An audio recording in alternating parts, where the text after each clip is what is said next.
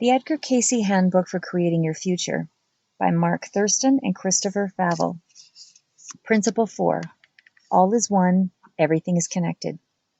All is one. These words may conjure up images of a 1960s flower child draped with beads, gazing dreamily into space and spouting cosmic platitudes. The phrase, all is one, along the pictures it stirs up seems completely irrelevant to the hard realities of day-to-day living. The modern world appears diverse and fragmented, anything but whole. So how can the concept of oneness be true? This dilemma was on the mind of Edgar Cayce's friend and supporter, Morton Blumenthal, an intelligent, curious, ambitious stockbroker who had made a fortune playing the stock market game. In the mid-1920s, Morton and his brother, Edwin, became intrigued with Cayce's gift and eventually financed his lifelong dream of a hospital. Through the next several years, Morton received 468 psychic readings from Cayce, more than any other single individual. With the help of those readings, he attempted to grasp the big picture of a universe operating according to spiritual laws. In March 1929, during such a reading on spiritual laws, Morton asked several questions about how to produce these truths to newly interested people from his trance state. Cayce answered emphatically that the first lessons for 6 months should be oneness of God, oneness of human relations, oneness of force, oneness of time, oneness of purpose, oneness in every effort. This was a forceful admonition, and 6 months sounded like a long time. We might suspect that there's more to the subject of oneness than simply stating all is one and letting it go at that. Indeed, as we dig into Cayce's material, we find thread after golden thread that weave this vast universe into a single grand design. How can we get a better handle on this principle of oneness? First, we might look at the different expressions. For example, if we understand that there is only one force in the universe, then everything that exists, from stars to spiders, is a manifestation and expression of one creative energy, or life force. In his popular science book, Cosmos, Carl Sagan is photographed next to an oak tree. The caption reads, "Close relatives, an oak tree and a human." In other words, both trees and humans, in fact, all types of organic life are essentially made of the same carbon, hydrogen, and oxygen atoms. And as nuclear physicists delve ever deeper into the realm of subatomic particles, it's becoming increasingly evident that the rich stew of the material universe is boiling up from a single mysterious ingredient. Indeed, it was Einstein who embarked on a lifelong quest to discover the single underlying formula that would represent the unification of the entire mechanism of the universe. Scientists are still building on his monumental effort. However, the idea that there is one fundamental force can be carried even further. Not only is the physical world rooted in one underlying energy, both the physical and mental worlds share a common essence. Remember that your mind, your attitudes, emotions, thoughts, and imagination creates your reality. Spirit is the life, mind is the builder, and the physical is the result. This sequence traces the pattern of creative action and highlights the underlying unity of all creation. As an example of this, consider how white light can be broken into the colors of the rainbow by a prism. A similar process happens in our own souls as the one fundamental force separates or refracts into attitudinal, emotional, and physical components. Red light isn't essentially different from blue. They're both light. They just vibrate at different frequencies. In the same way, thoughts or feelings are not essentially different from physical things. They are just different frequencies from the same spiritual force. These divisions are real only in the sense that they help us to better understand ourselves and our world. In the final analysis, however, physical and mental realities are different ways of looking at the one force that is rooted in spirit. Oneness of time. One of the most challenging ways of looking at oneness concerns the concept of time. We've been brought up to think of time as linear, like a one-way street moving into the future, but is that the best model? Many New Age teachings assert that time is non-existent, an illusion created by our limited awareness.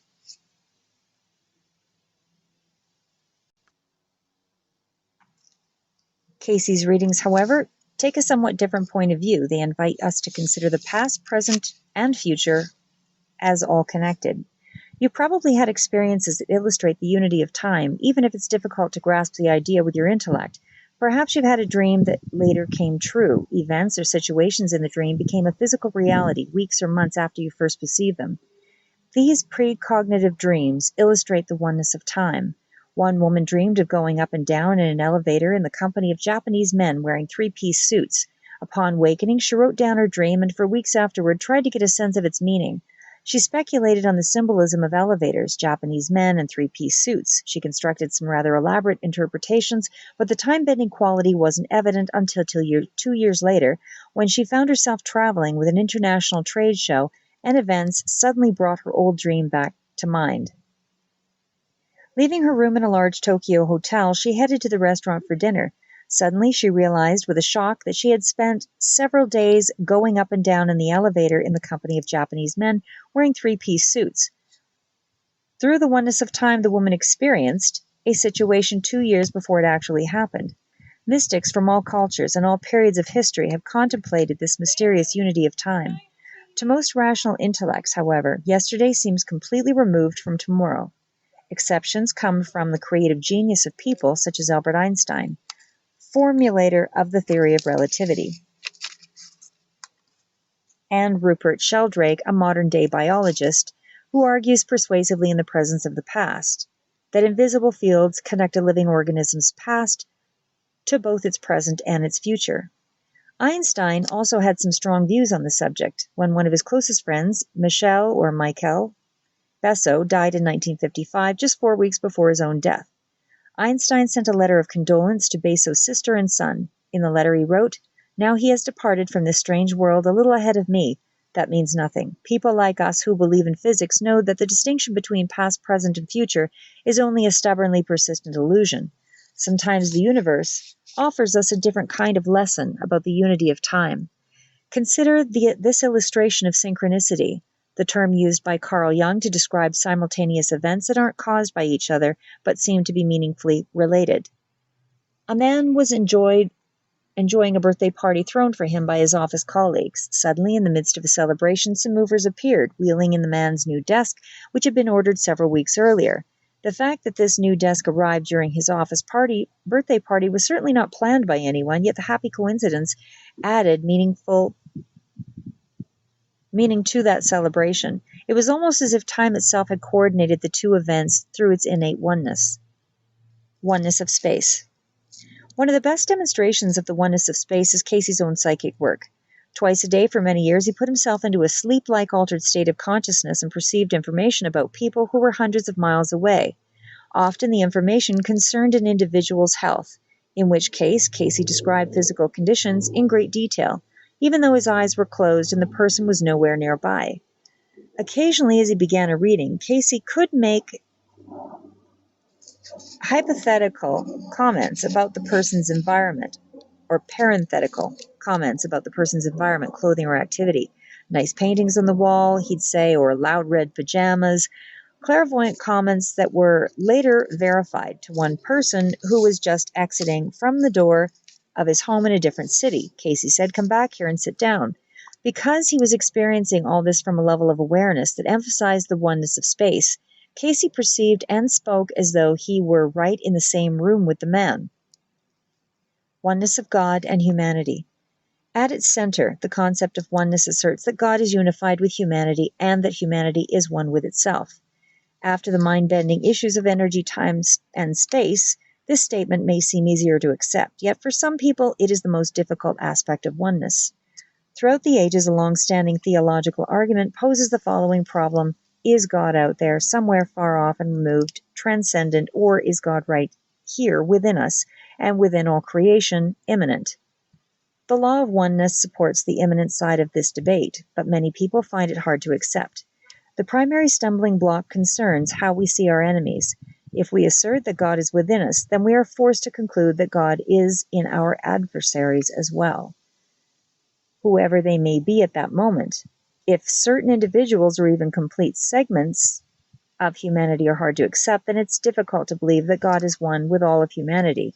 We may sometimes find ourselves thinking, yes, God is one with all of humanity, except with Muslims or Russians or Democrats or the Republicans or my brother-in-law or my supervisor. If God is immanent in all creation, God is the thread that binds all of humanity together. Visionaries throughout history have recognized this.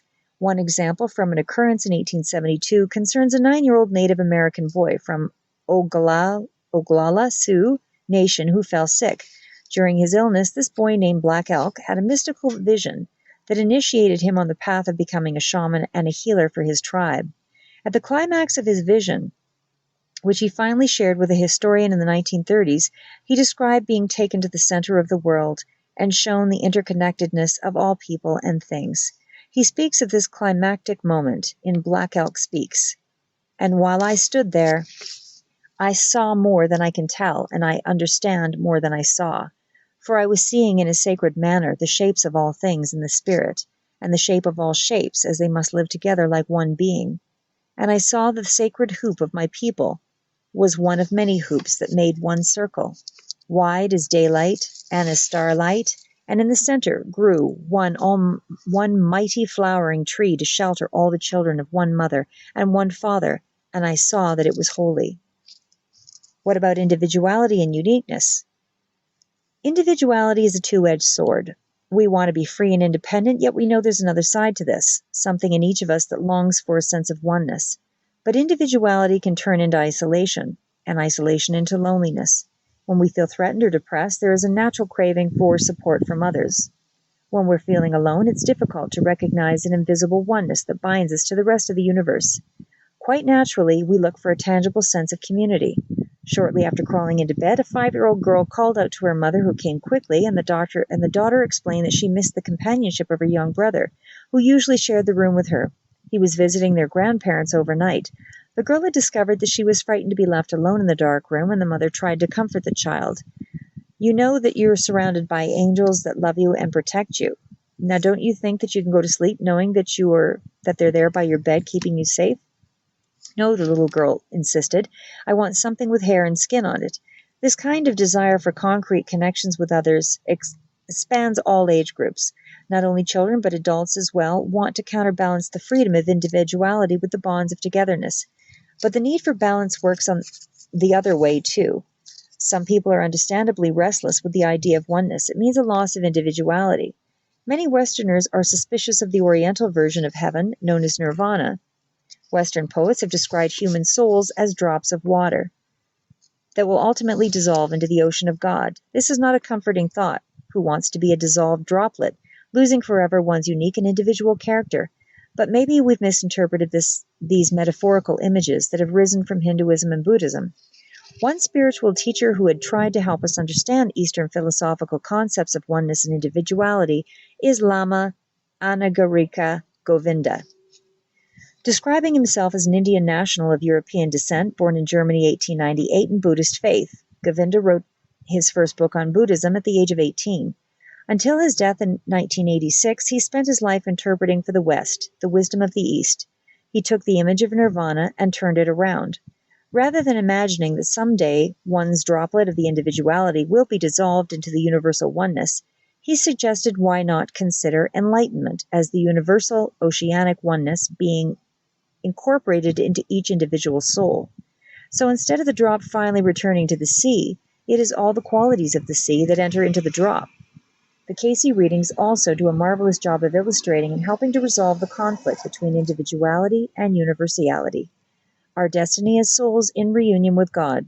Fulfilling our potential for spiritual evolution, we will know ourselves to be ourselves, that is, totally self-aware as individuals, yet at the same time, one with whole, not the whole, but one with the whole. Simultaneous individuality and universality sounds paradoxical. We can understand this concept better by examining the composition of a musical chord. When 3 notes blend harmoniously, they form a new entity, a chord. The notes don't lose their individuality, yet at the same time they merge into something far greater than the single identities. Listen, our perception of the chord overshadows that of the unique tones, although the distinct tones still sound if we want to hear them. This resembles the experience we will have when we reach spiritual enlightenment. We don't lose a sense of individual identity, but it will be overshadowed by something even greater, an experience of our connections with everything. Creating your future. How does the principle of oneness relate to the way that you shape your future? The concept of unity is intriguing and may even help you to develop greater peace of mind. But how can you make practical use of this idea to create a personal future that is brighter and more fulfilling? Here are 4 ways in which you can learn to operate from the perspective of oneness and creatively build your own destiny. First, seeing the oneness of time, you can realize that the resources needed for building a brighter future are at hand today. True, you may not have everything you want or even need for the entire journey, but you have the means to begin. Recall the parable of the mustard seed. It's the smallest of seeds, but over time it grows into the greatest of herbs. Do your best with what you have in hand. Cosmic law promises that as you do, more will be given. Second, remembering that there is only one force in the universe, you can recognize that the energy you expend worrying about your future is something you can use in a more creative, constructive way. Consider the story of the worry ward executive whose secretary came in one day to discover him pacing fretfully back and forth in his office. When she asked him what he was doing, he barked, "Oil stock is plunging." Perplexed, the secretary commented, "But sir, you don't have any oil stock." Frantically, he replied, "But what if I did?" How you use the one universal energy is up to you. Are you going to waste it on worry and regret? Or will you apply your physical, mental, and spiritual energy with an eye toward constructive possibilities? Third, recognizing the oneness of humanity, you will discover that the best way to help yourself is to help others. Repeatedly, EDGAR CAYCE gave the same advice to individuals who were fearful or beset with troubles. Find people even less fortunate than yourself and do something to help them. This advice wasn't just an exercise in humility or kind-heartedness. CAYCE was helping individuals operate according to spiritual law. Jesus taught the same message: give and it will be given to you. The measure you give, you will be the measure you get back. Luke 6:38. Fourth, feeling your oneness with the universe, you can see that your life situation, no matter how modest, has in miniature all the great opportunities, challenges, and themes of the human drama. Sometimes it's tempting to think that only the privileged few get the opportunity to experience the full range of human potential, but that's not true. Kings and hobos have the same size dreams at night. Their fears and hopes are equally intense. There are no small parts in the tragic, comic pageant of life. An example from modern science illustrates how even a small part can contain all the riches and complexity of the whole. A photographic technique called holography uses laser light passing through a photographic plate to create a 3-dimensional picture. If you've ever seen a holographic image, you know how remarkable it is. Yet even more astounding is the fact that if you cut this plate into pieces, each piece can also project a perspective of a full 3-dimensional image. In the same way, you are a microcosm of the universe. Your joys, sorrows, hopes, challenges, and accomplishments are a miniature replica of all that happens in the universe. Exercise. This exercise involves first the nurturance of a certain way at looking at life, then specific efforts to transform some aspect of your situation by using the principle of oneness. First, begin to look at your life more often from the perspective of oneness. Recognize how your living situation, no matter how grand or humble, includes miniature versions of the great themes of the human journey. For example, the quest for meaning, the search for love, the paradoxical inner demands for both freedom and bonding. See the principle of oneness in the way your microcosm life condition is a replica of the macrocosm. Then, with this fresh, appreciative point of view, apply the concept of oneness more consciously than you have in the past. For example, pick one attitude or emotion that wastes energy and try to give that same energy a new, more positive expression. Remember that it's the one energy source or resource of your life. Or select an irritating, aggravating person and change the nature of your relationship. A good way to start is to try relating to aspects of that person. Where do you see similarities or common bonds? End of Principle 4, page 42. Next chapter will be Principle 5, live for a purpose greater than yourself.